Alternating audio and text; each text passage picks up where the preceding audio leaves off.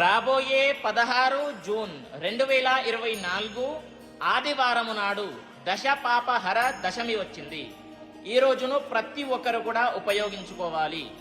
ఎందుకు అని అంటే పేరులోనే ఉంది, దశ పాపహర దశమి.